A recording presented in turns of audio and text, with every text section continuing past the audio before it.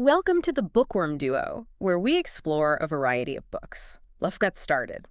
Today, we are taking a trip to a place that, frankly, most of us only ever see on a screensaver. We are heading deep into the Peruvian Amazon. And I don't mean the tourist part, where you take a boat ride and spot a macaw. I mean the absolute edge of the known world. It really is the frontier. Yeah. And specifically, we're looking at the Madre de Dios region. To really understand the story we're covering today, you have to visualize a specific scene. It's August 2024, so very recent. Okay, set the stage for me. Imagine a forest that just feels infinite. It's green, humid, buzzing with life. And in the middle of all this, there stands a single tree, an ironwood tree. Locally, they call it a chihuahuaco. Chihuahuaco, that sounds ancient. Oh, it is. This thing is a skyscraper, 160 feet tall. I mean, to put that in perspective for you, this tree started growing around the time Leonardo da Vinci was mixing paint for the Mona Lisa. Wow. It stood there for centuries, survived storms, droughts, everything, until two men walk up to it. And I'm guessing they aren't there to hug it. No. They're loggers, and they have chainsaws. It takes them an hour to cut through the base of this giant. And when a tree that size falls, the book describes it as a cataclysm. I can't even imagine the sound. It shakes the earth. It's a literal crash that ends a life spanning hundreds of years. But the sound didn't just scare the birds.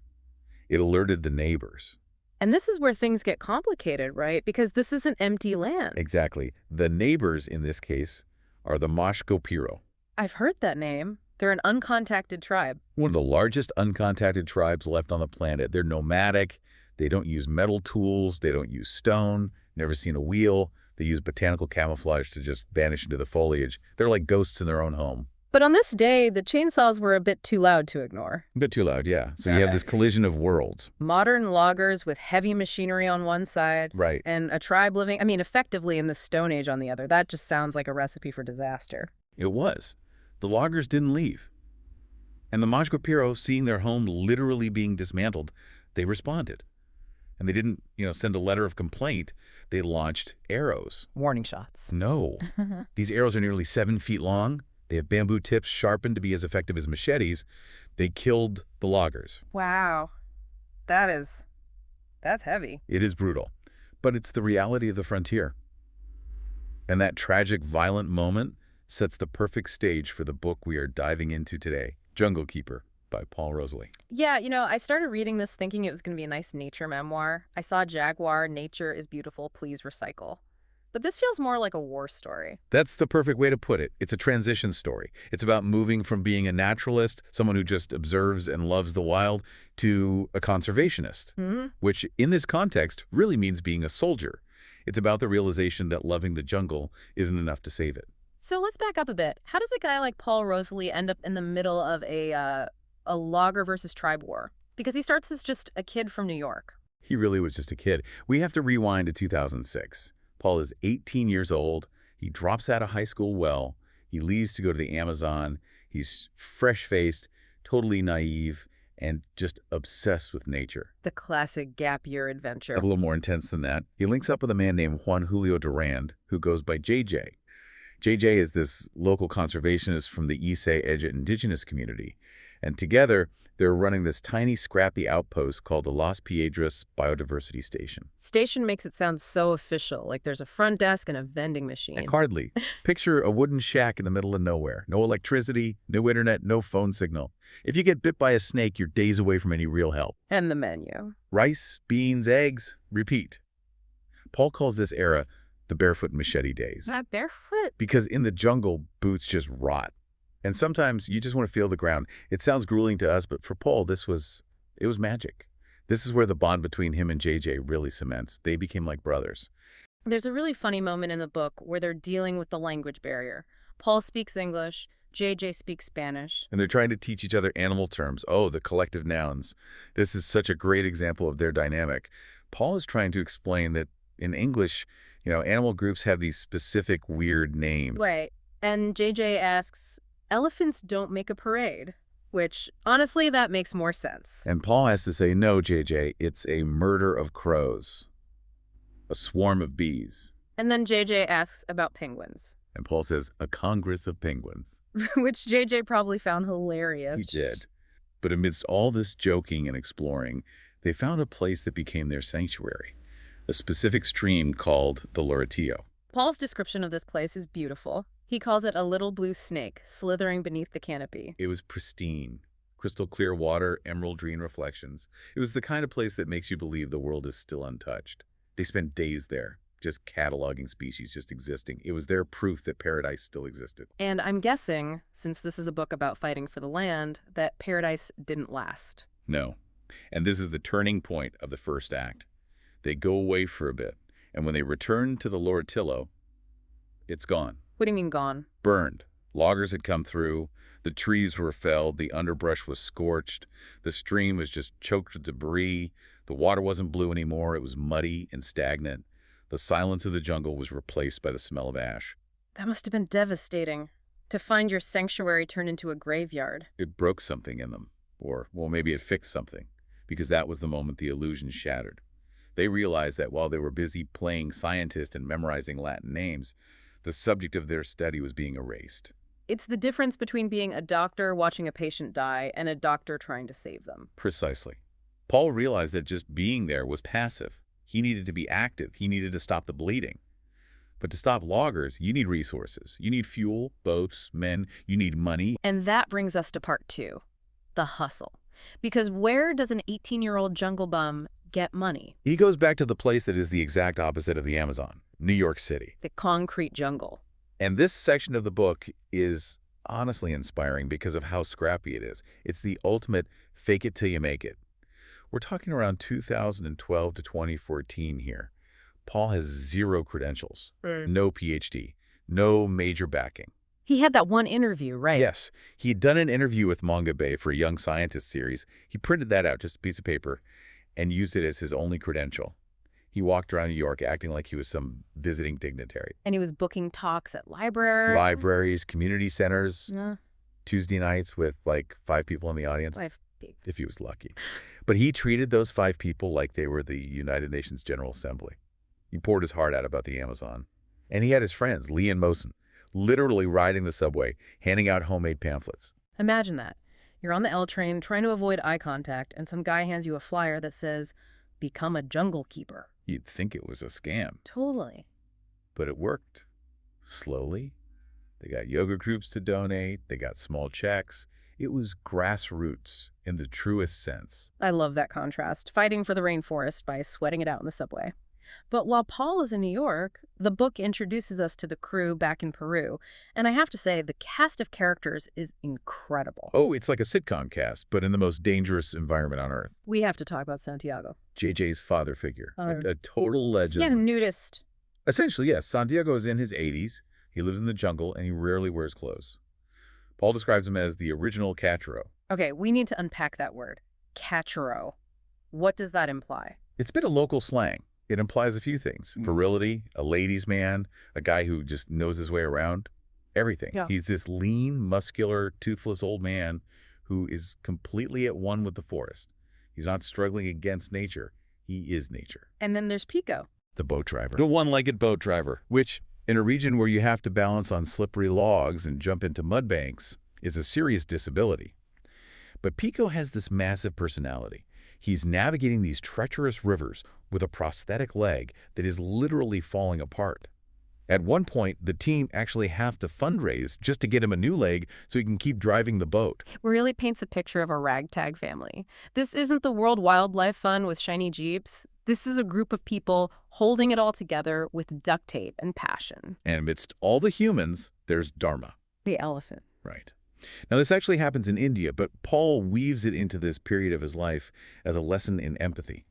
The way he describes his relationship with this elephant, Dharma, is incredibly moving. He talks about rubbing her eyes, right? Yes, they would touch foreheads. He writes about asking her, "What things do you know? What is held in that great heart of yours?" It just shows that Paul isn't just fighting for biodiversity as a concept. He's fighting for individuals. He sees the soul in these creatures. Speaking of soul and perhaps a bit of ego crushing, we get to the Jane Goodall story, and I laughed out loud reading this. It is a fantastic never meet your heroes moment that actually turns out okay, but starts off so rocky. So Paul writes his first book, Mother of God. He needs a blurb, an endorsement. So what does he do?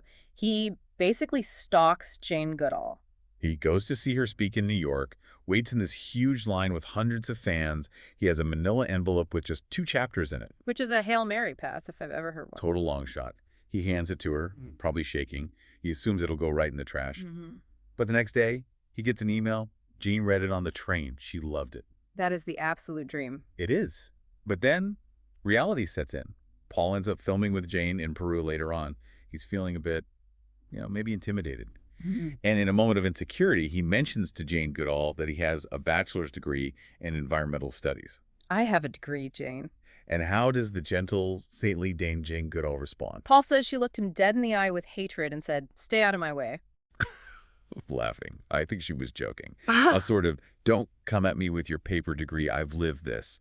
But it absolutely terrified him. And then the fruit incident, this poor elder, Don Jose. Well, this sums up the clash of cultures perfectly. Don Jose is helping carry crates of fruit. Jane sees him and decides he's carrying them the wrong way ergonomically, so she scolds him. Don't hurt your back. Right. So Don Jose, who is terrified of disobeying this famous woman, puts the crates down. But the problem is the crates are too heavy to lift the right way. So he's just stuck there, unable to move the fruit because he can't disobey Jane Goodall. It's hilarious, but it also humanizes the whole movement. It shows that even the heroes can be a little out of touch with the practical realities on the ground. Absolutely. But the book doesn't stay in this lighthearted zone for long. There's a pivotal conversation Paul has with a man named Peter, a stroke survivor, and a veteran conservationist. This is the end of the game chapter. Peter sits Paul down and just gives him the hard truth. He tells him that humans act like a plague. We consume everything. And he says, if there's any chance of saving anything, we're the last generation that's going to have that chance. That's a heavy burden to put on a young guy. It is, but it galvanized him. And that takes us into part 3, the rise of Junglekeepers, roughly 2019 to 2023. Because despite the book deal and the subway pamphlets, they were still losing, right? Paul describes it as Sisyphus pushing a boulder. Every time they save an acre, the loggers took 2 more. They needed a miracle. And weirdly enough, the miracle came in the form of a podcast invitation. An email just pops up. Would you be interested in coming on this podcast? And Paul's reaction is priceless. He's thinking, the Lex effing Fridman podcast. And for listeners who don't know, Lex Fridman is huge. He interviews world leaders, tech billionaires. Paul goes on the show, expecting maybe a small bump in interest. But it wasn't a small bump. It went viral. I mean, genuinely viral. The episode got more views than Lex's interviews with Elon Musk or Jeff Bezos. Wait, really? A conversation about the Amazon beat Elon Musk. It proves something so important. People actually care. Yeah. When you strip away the politics and just talk about the wild, people respond. And suddenly, Junglekeepers wasn't begging for scraps. They had real funding. So with this new war chest, they decide to go big. Lex Fridman actually flies down to Peru to see it for himself. They launch an expedition to what they call the Ancient Forest. They travel upriver to a place that is supposed to be Eden, totally untouched. And what do they find? At first, paradise. Massive trees, jaguars, silence. But then, heartbreak.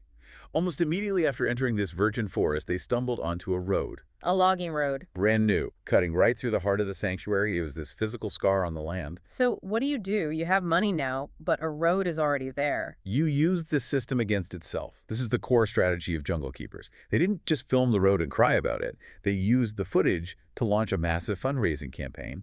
And then they bought the land. Buying the rainforest. It's called a concession. Basically, the government grants rights to the land. Usually, they sell those rights to loggers or miners. But if you have the money, you can buy the conservation concession. You become the legal steward. So they bought the land out from under the loggers. They bought it, and then they physically destroyed the bridge the loggers were using. They cut off the access. That is incredibly satisfying, but also really dangerous. You're taking money out of the pockets of desperate, sometimes violent men. Which leads us to the climax of the book, and really the present day. Part 4, 2024. We started the episode with the loggers being killed by the Mashkapiro, but Paul and his team had their own encounter later that same year, right? In October. And the setting for this is just, it's like a movie script, but it's real. Paul and his team are on a river beach at night. And they look up at the sky. The Sushinchan ATLA's comet. That's the one that only comes around every 80,000 years. Yes. So you have this cosmic event streaking across the sky once in an epoch site, and down on the riverbank, in the pitch black, the Mashkapiro are watching them. The same tribe that killed the loggers with 7-foot arrows? The very same. The team can hear them. The tension is unbearable. They're armed with shotguns, but only for self-defense. If they shoot, everything they've worked for falls apart. So what happens? One of the team members, Rommel, steps forward. Yeah. He faces the dark jungle where he knows the arrows are aiming at him, and he starts shouting, Shouting what? "No Malay, no Malay." What does that mean? It means friend or brother in the local dialect. He's screaming, "We are brothers, we do not want to fight." Can you imagine the adrenaline, standing there effectively naked against an invisible army, just pleading for peace? And they stayed. They didn't run, because the whole point of the expedition was to document the tribe. If they could get video proof of the Mashco Piro, they could legally force the government to protect that specific territory. So if they leave, the loggers return. If they stay, they might die. And they got the footage. They proved the tribe was there. But the cost of this work is always looming. In the afterword of the book, we get a chilling update. Yeah, this part really grounded it for me. It's not a victory lap. No. Narco-traffickers and illegal loggers who often work together tried to assassinate JJ. A literal hit. A gunshot. He survived, but it sends a message. Junglekeepers has grown to protect 117,000 acres.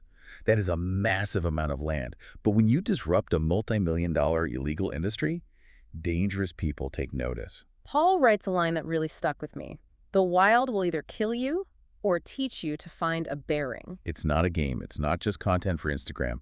It is a life or death struggle for the lungs of the planet. So we've gone from these barefoot kids eating rice and beans to a global movement protecting 100,000 acres under the threat of assassination. What does this all mean for us, for the listener sitting in traffic right now? I think it redefines the narrative. We hear so much doom and gloom. Humans are the virus. We are the asteroid. It's easy to feel like we're the bad guys. And often we are. But Paul's story flips that. He argues that because we are the ones destroying the planet, we are the only ones capable of saving it. We are the disease, but we're also the cure. If we choose to be. Paul talks about purpose as the truest of human treasures. Finding that responsibility gave his life meaning. It makes you wonder, what is the logging road in our own lives? What's the thing that's encroaching on what we value? And do we have the guts to buy the land and burn the bridge? Or to stand in the dark and shout, "Namalay"? It's a powerful thought. We might not be facing down arrows in the Amazon, but we all have a frontier to protect. Absolutely. The adventure is still out there. Thanks for joining us. Subscribe for more bookish adventures and hit that like button if you enjoyed the ride. Don't forget to share the knowledge, spread the word.